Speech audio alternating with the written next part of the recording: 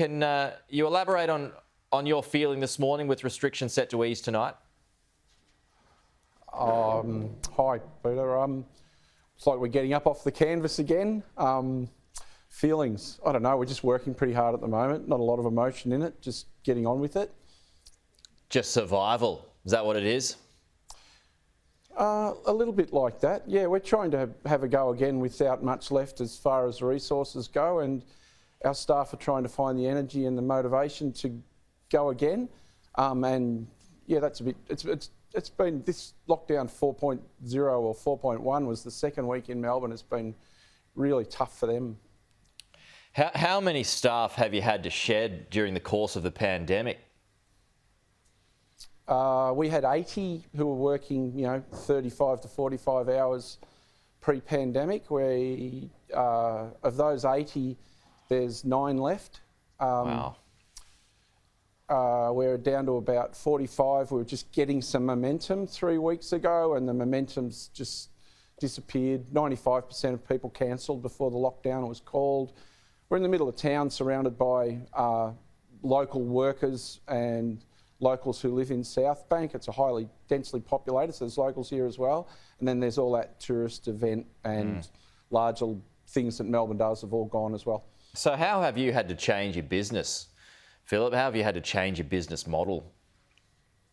Well, we've had to scale it down, and largely we've managed to be able to do that with the good grace of our landlord. So ARA Australia are a big corporate mob, and I have to shout it out to them. They've been fantastic and generous. We've scaled our business down to smaller. We've just found a way, I guess. We're scratching around for crumbs a little bit.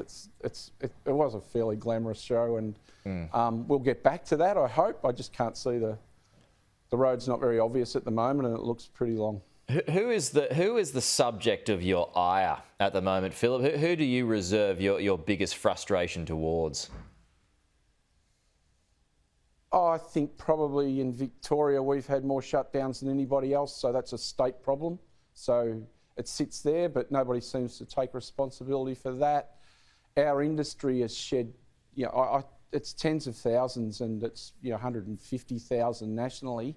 They've not had a lot of support. Nobody's accountable here in Victoria for it. It seems to be all pushed to somewhere else and somebody else, and I don't know, we haven't had a lot of help. I did have a visit a couple of days ago from the COVID safe compliance crew.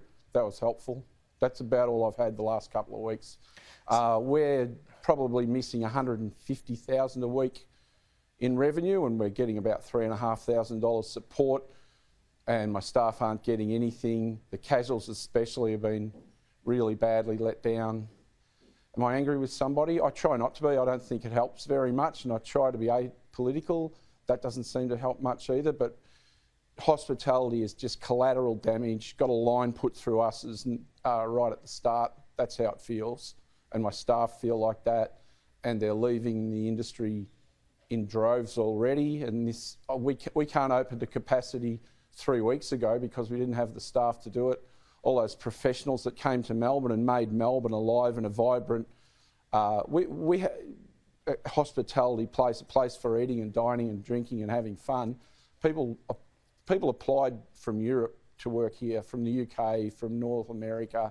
They wanted to work for us, and we're one restaurant. There was tens of thousands of people came to Melbourne as a destination, and that's waned. So, you talked... I don't know where it comes back from. You talked, Phillip, about, this being lockdown 4.0. How much confidence do you have going forward, considering everything that's happened in terms of doing business again? Are you fearful that there'll be 5.0 eventually? Gee, I don't know, but if there is, we'll be shut down in a heartbeat regardless of the balance of options in front of people. I don't like the idea that they point over to some doctor or academic and say, they said. And I think you can take that and add it to a mix of opinions and balance up the options in front of you rather than just shut us down again, tell people they have to go home without pay again. It's pretty tough. Yeah. Other industries are fine. We're in the slow lane for a long time, I think. So, but just finally, these restrictions, you can at least get some business going. You're not going to be able to go full capacity though, are you? No, we're going to open we're allowed to open with 50 people as of tomorrow. I can't bring my staff back. I bring live lobster and oysters. I bring product in by a little plane from King Island and Flinders Island to our kitchen. That doesn't just turn on and off like that. It takes a little bit work. When we open at 50, we're a larger restaurant. We're going to be, I think that'll pay about half my full-time staff if we're operating at 50. Less, actually. We'll lose money at 50, probably lose 10,000 plus per week at 50 as a limit of how many people we can have in the venue. So it's not anything to look forward to.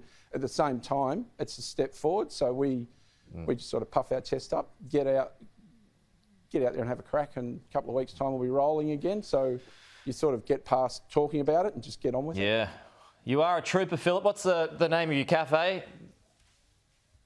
It's Pure South Dining, yeah. We're at South Bank. Get on down there, folks. In the middle of town. Get on down there, folks, if you can, and show some support. Well, just give tomorrow. our staff something to do. That would be great. Okay. Phillip Kennedy, appreciate your time this morning. Thanks so much for joining us.